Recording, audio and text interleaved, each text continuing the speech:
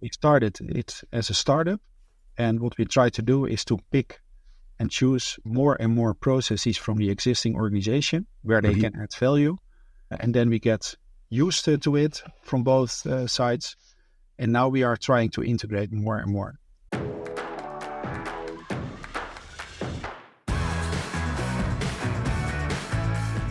My name is Patrick Hypscher, and this is Circularity FM, the podcast about understanding, building, and managing circular business models.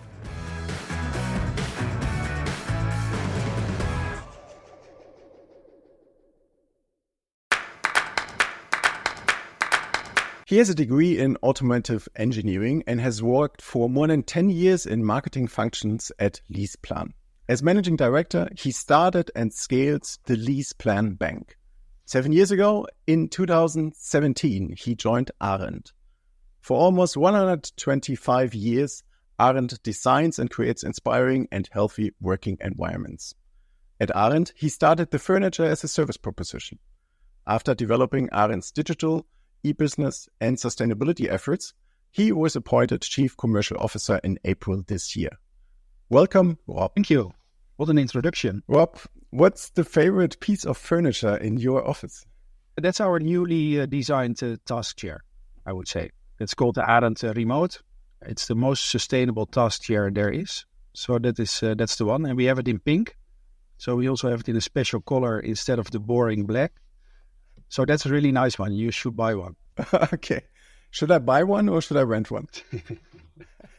As a consumer or as a business? It makes a difference. Yeah. If you have a business, I would say, well, make a subscription to it. Okay, nice. I want to talk about that one and especially about the leading question for today will be the level of integration of the subscription business. Overall, before we dive into details, would you say your furniture as a service is rather an integrated business or is it more separate to your core business selling? That's a good question. Well, when we started, I started Furniture as a Service in 2017, indeed. And when we started this, we looked into it as a startup. So as a startup, it's a separate entity within the group. And what we did is in the beginning, we decided to leave as many processes as how they are. So how it works is that our traditional salespeople or our existing salespeople do not sell our products to a end user, but sell the products to that separate entity. And that separate entity is called Circular Interiors. So Circular Interiors is a customer of the sales team within the Ahrend group. So they sell it to Circular Interiors, and then Circular Interiors start invoicing the monthly fees. And the beauty of that is that you don't have to change so many processes inside. You have to train salespeople, obviously. All the administration is done within the SPV. Okay. Let's stick to that market side and look at the customer. How do customers normally get in contact with your furniture as a service offering? Yeah, we advertise a lot. We train our salespeople a lot. And to be honest, I think that's also the hardest part of this because it is very different from what we typically sell. We exist for 130 years, as you know. So this is something very new and very different. So I think it's the advertising, it's the training. But then again, what's also important to note is that we do not sell it as a financing solution or something. I think many people get, how do you say it, put on the wrong foot if you think about furniture as service, that it is some kind of a financial product, which in a bit it also is, but we try to sell it as a circular product because we very much believe, we as Ahrend, is that we are the manufacturer of office furniture. We believe that we are the best to refurbish our own designed furniture because we design it with disassembly already in mind. And we believe that we are the best party in the world to refurbish our own furniture. So it's much more a circular model instead of a financing solution. So it's not about the funding element of it. It's very much about our circular solution. And I think that is really gaining traction. But then again, if you sell furniture to a existing customer, you most likely talk to the facility manager. If you're now talking about furniture as service, which is off balance on the customer's side, you also enter the financial sector within our customers. so that the DMU is different. So that makes every now and then a little bit difficult. What's DMU? The decision-making unit. Sorry. Okay. So many times finance is also involved on the customer side, which makes sense. But those are longer processes to sell it every now and then. Yeah. Okay. And let's stick to sales. You mentioned this is one of the biggest challenges. Yeah. Do you have a dedicated furniture as a service sales team, or are all sales reps covering that?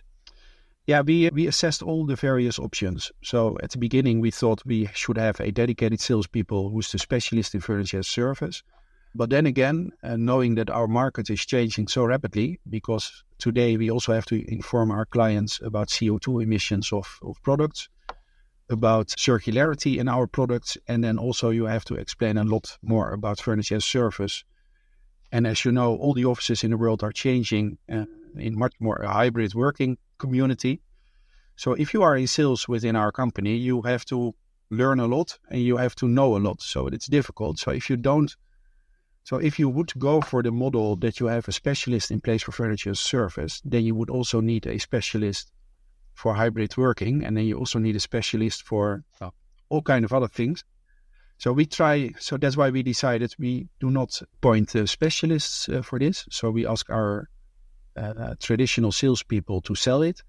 But if there are certain very specific questions, we have a business manager furniture service in place who can answer all those difficult questions. So I would say the beginning of the sales cycle starts with our normal salespeople. If it gets complicated, well, we have our expertise here in my team. Okay. You mentioned this is in particular a challenging aspect. What makes it so challenging? It sounds so easy. Yeah, because if you shift from a sales to a furniture as a service model, what typically customers do is that they multiply the monthly installment times the term.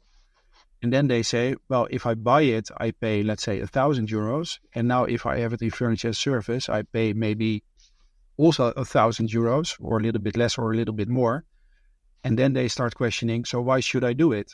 And then you first have to explain what's the total cost of ownership of furniture in your existing sales model, and what's the total cost of ownership if you use furniture as a service. And then the question is, do all the companies that we sell our products to have a clear understanding of their internal cost of capital?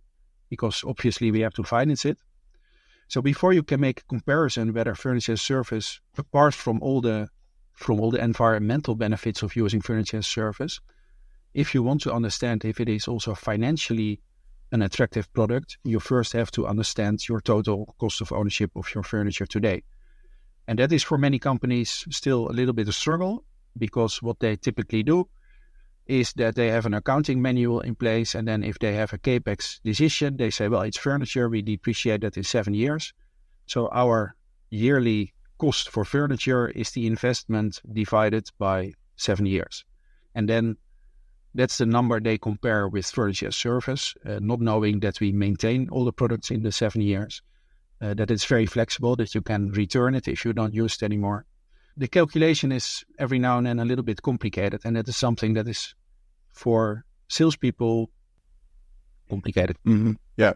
Which makes sense because it is also complicated. Yeah, indeed. Yeah. And if we stick to the salespeople, for one more question, there is a traditional tension when it comes to the incentives for the linear sales, the one-time sales, and then the subscriptions. Do you have separate goals, separate targets, and in what way do they cannibalize each other? Yeah, that's what we have done a little bit differently, because they sell it to our special purpose vehicle, Circular Interiors. That's a legal entity. So they still have their traditional sales incentives because they sell products today. So for them, it doesn't matter if they sell it in a linear model or in a furniture as service model. So that's on the one hand. On the other hand, we also incentivize people who sell a lot of furniture as a service on top of that. So it doesn't really matter for them if they sell it to Circular Interiors, which is an entity within the group, or they sell it directly to the end user. That doesn't really make a difference. And then on top of that, we also incentivize if they have a large share of FaaS at the end of the year. let's follow that flow. So I then also assume that Circular Interiors is the legal entity that has the contract with your customer, right? Yeah, exactly. And then the next elephant in the room is financing the assets. I mean, one step is already the special purpose vehicle. Yeah. How did you solve that?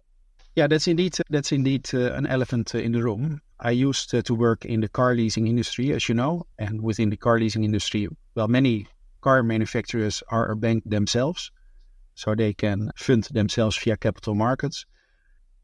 And the scale of that is obviously much, much, much bigger than what we do. But it's not a separate category. It's not a separate asset class where you can securitize some of our assets. So that's what we are constantly looking into. For now, we fund it ourselves via a bank line that we have. At the beginning, you highlighted that you as a manufacturer are, actually the best to offer that service because you're in control of the product and the product design. Yeah. Can your customers select from the whole range of the products? Yeah, and the reason for saying that at the beginning is because if you lease a car, as an example, if you lease a car and you want to come up with a monthly installment, you first of all make an estimation of the residual value after 4 years, and then you know what you have to depreciate, and then you add some interest and some maintenance and repair and some taxes, and then you have a monthly installment. In our world, it's very different because we do not look at furniture with a residual value because we very much believe that during the term of the contract, we have to provision for the cost of refurbishing. So what we do every month is that we set part of the monthly installment aside. And once the contract is terminated, or at the end of the contract, we have a provision that we use to refurbish the products and that we can then prep them to go into the second cycle. So it's not so much about the resale value of assets, where a typical lease would very much focus on, but on our end, it's much more about what do you need after 5 years to refurbish this one, to sell it again as a new product. Uh-huh. That's also why if you have an investment for a task share of, let's say, €1,000, and you have an investment of a sofa of €1,000, the monthly installment is very different. And that's because the maintenance or the refurbishment that you need to do at the end of the contract for a sofa is much more expensive than refurbishing, for instance, a task chair, where you only have to replace the seat, the fabric of the seat, for instance. So the monthly installment is very specific to the asset class of the furniture that we provide. It's not so much about the resale value, it's about what we set aside every month in order to be able to refurbish those items at a later stage. Yeah, and every circular enthusiast listened carefully and now is again enthusiastic, because then this is what creates the incentive for you or the product designers to design the furniture that they're easy to maintain and repair. Exactly that. And I also very much believe that if you, from an environmental or circular point of view, it also makes perfect sense because you are the manufacturer. So if we start designing products that can be easily refurbished later on, that also brings value to us. So if we have the incentive ourselves to design better and easier to refurbish products, then the cost of ownership also on the client side will go down. And that's exactly what we try to achieve. And that's exactly why we want to grow this business any further. If you look back, when did this incentive kick in the product teams, in the product design teams? Yeah, that's also a very relevant question. But I have to say, it's now not coincidence, but the beauty of Royal Ahrend is that we exist for 120 years, and already 30 years ago, or 20 or 30 years ago, we started the cradle-to-cradle certification process. Mm-hmm. And the cradle-to-cradle certification process is very much about design for disassembly. Mm-hmm.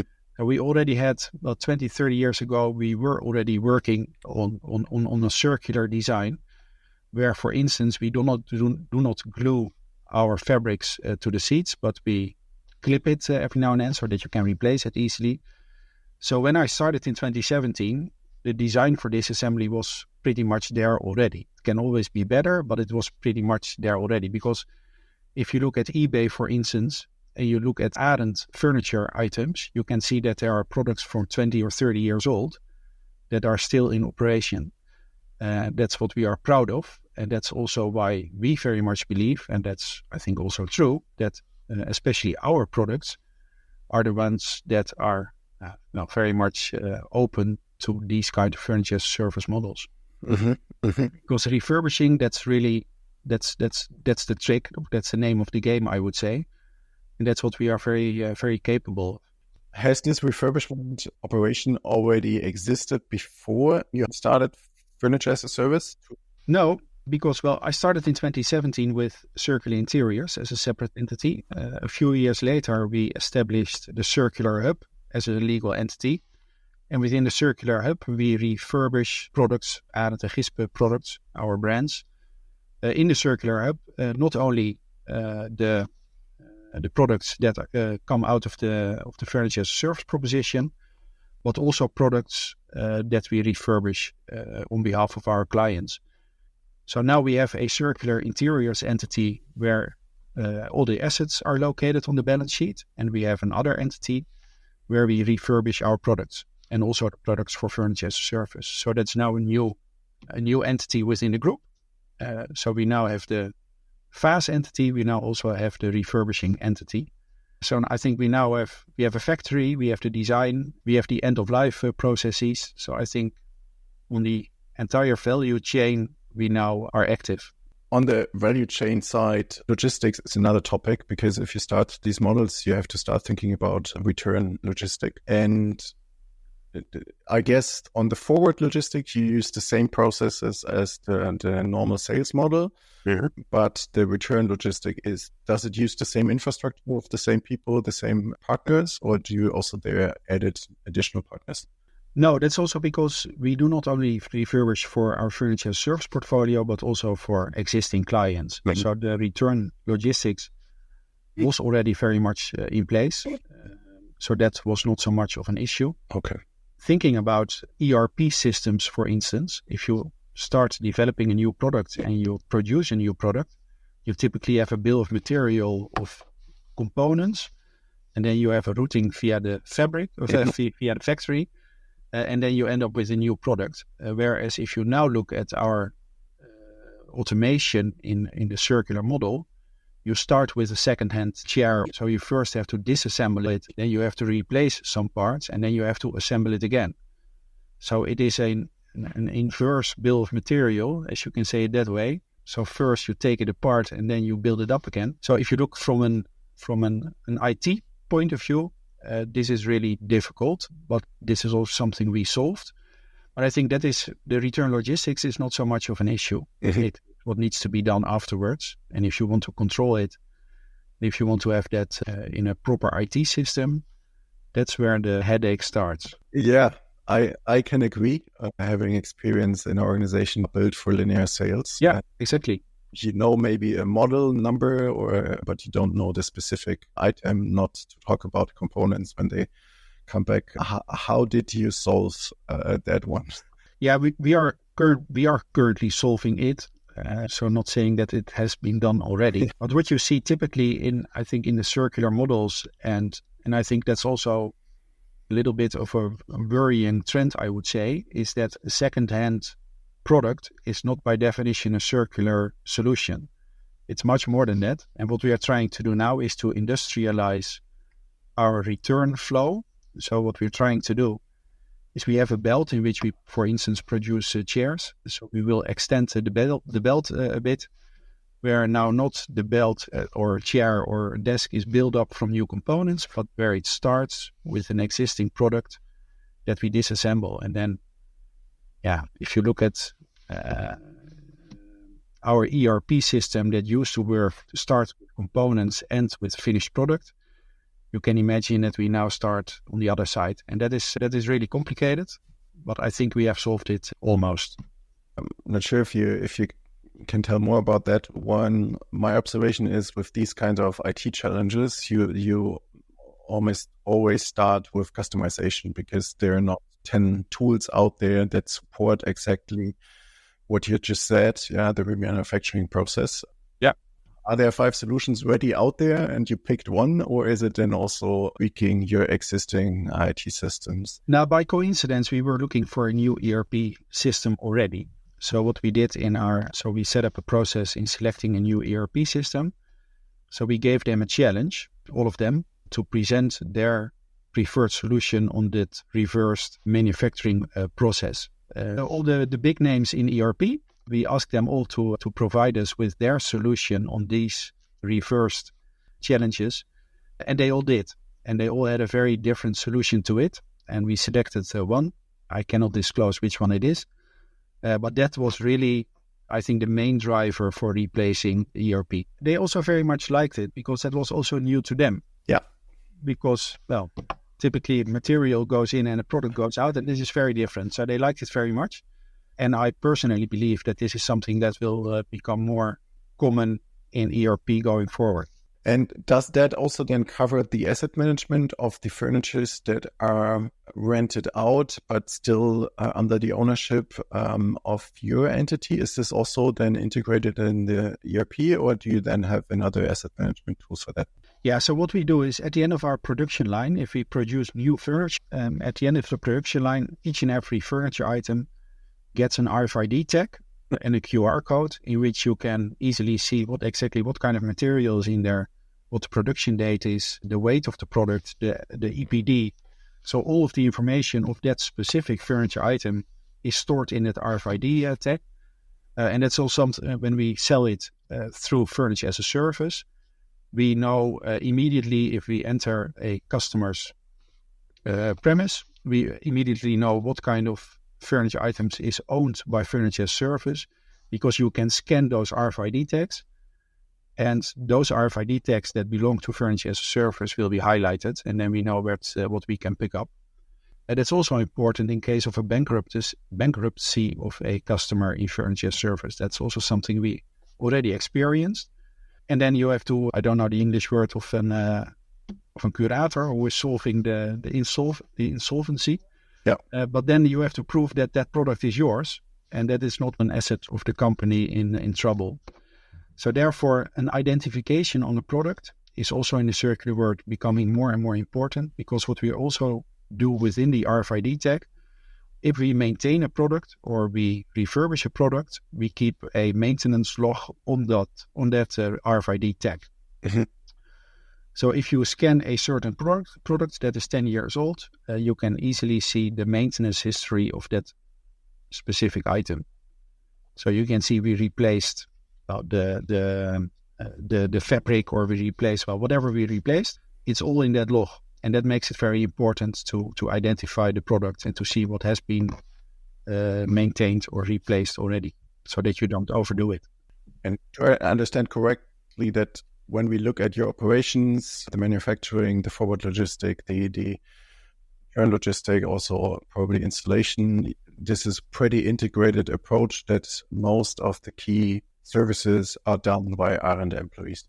Yeah, but that's not true. But that's not how we started, because we started it as a startup.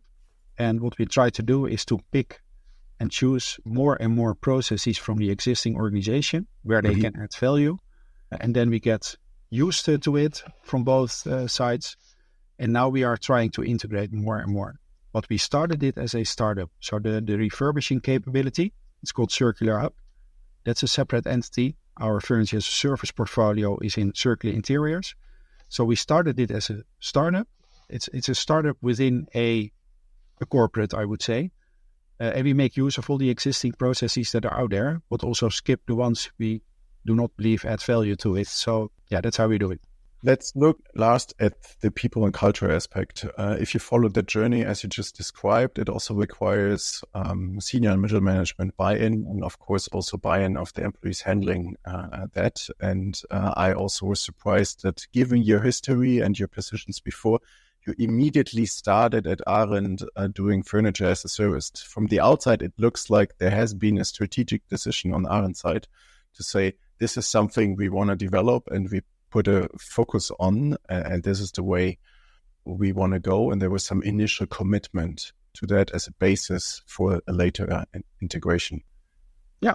The decision to start Furniture as a Service was taken already before I joined. So I joined to bring this to life.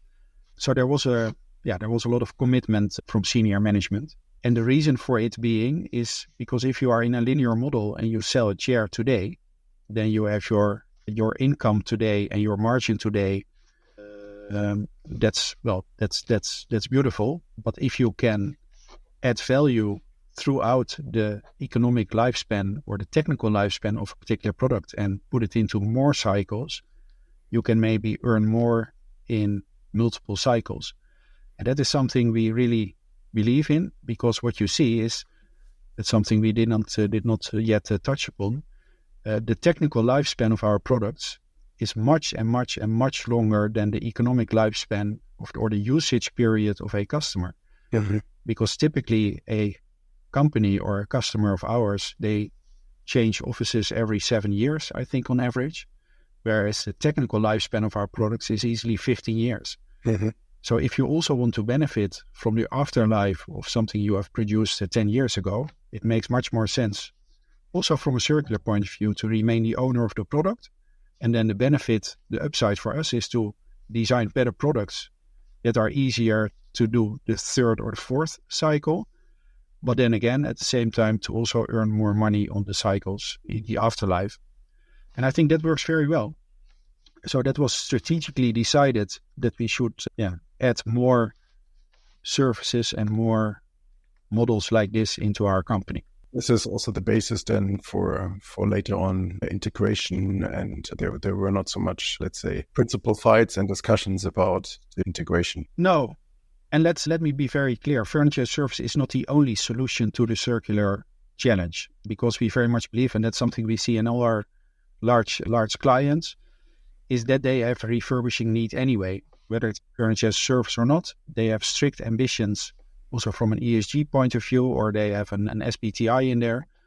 So they want to reduce, and you can reduce on, multiple ways you can reduce. Where Furniture as Service, we believe, is a very easy one to do, but it will take time to convince each and everyone to do it. But on the other hand, if they want us to refurbish their existing furniture, we are very happy to do it. And then you automatically are within the existing processes anyway. So the integration will follow almost immediately from a customer demand point of view. Mm-hmm. Okay. And if you look at the status quo right now, what I feel like, listening to what you said, you already reached a pretty high level of integration. What are the areas where you say this is still rather separate and might be something to integrate in the future? Yeah, what is still difficult is, let's say you have a company and you employ 100 people. So then in a company of 100 people, you have 100 desks, you have 100 chairs. Well, that used to be, now it's less. It's much less.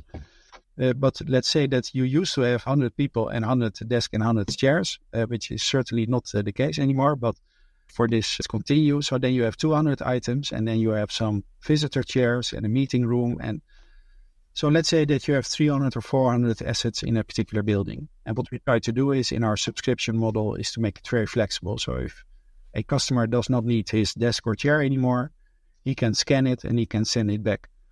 And then I would say, for invoicing all of that, that is something that is still pretty difficult. That's not part of our normal ERP where we produce or manufacture our products. This is a separate solution, kind of custom built. But if we can automate that a little bit better and a little bit further, I think that would really drive value, because we still have a separate administration within Circular Interiors. You can imagine if you have a customer that sends back 5 chairs and wants to have another 10 for it, then there are a lot of transactions. And that's the part that is, I would say, still not so advanced at this moment. Yeah. And you don't want to tell the customer it's not possible because of the IT system. Yeah, exactly. So we simply do it, but that's causing a real headache every now and then. So that's something we can improve. But I'm very happy that on the other side, the integration of the refurbishing capabilities, that is something that is very, very much integrated. And this is something we can certainly solve someday. Yeah, wonderful. Rob, I have 3 last generic questions everyone in this series gets. The first one is about also your role as a manufacturer. What's the main thing you need to make sure as a manufacturer before you start a circular product as a service? I would say, do you have a product that is able to do multiple cycles at multiple customers? I think that's the first important question to ask. Then secondly, that is something that we started very early already, the design for disassembly. Make sure that you can refurbish those items. I think that is a very important element. So that would be my first response to it. So do you have a product that fits this model? Yeah. And if it does, then go for it. The second question, it's more about the future. What kind of trends do you expect in the next 5 years when it comes to circular renting? It's not strange that I say this, but what I mentioned before, there are currently in the market a lot of companies who label themselves as being a very circular solution. And I think what needs to be done in this circular market is that it will professionalize, that we will have more KPIs to it, and that our customers can easily see the difference between supplier A and supplier B. Mm-hmm. Because if you look at what kind of certification you need if you manufacture a new product and what kind of certification is necessary if you buy a second-hand product or a refurbished product, that is unbelievable because there are no certifications necessary for the second one, whereas at the first you need to have all of it in place.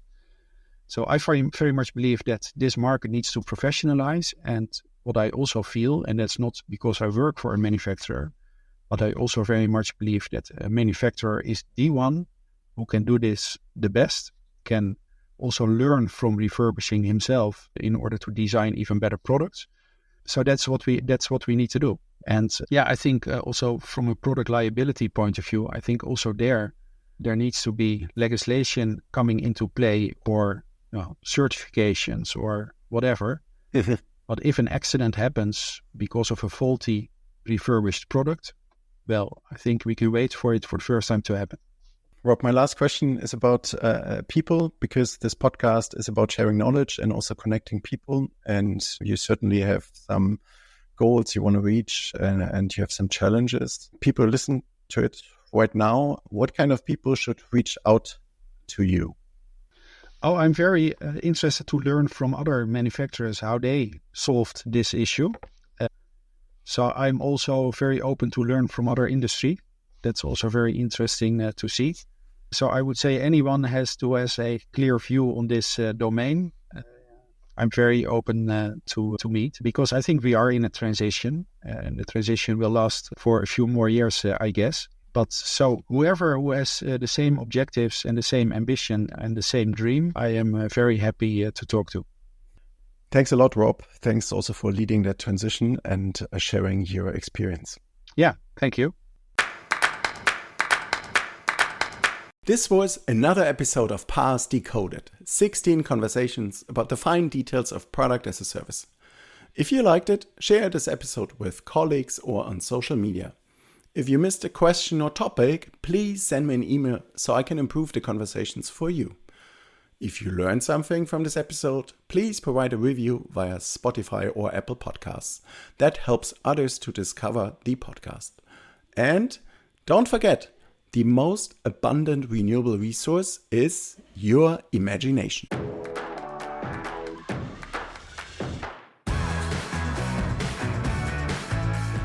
My name is Patrick Hypscher, and this is Circularity FM, the podcast about understanding, building, and managing circular business models.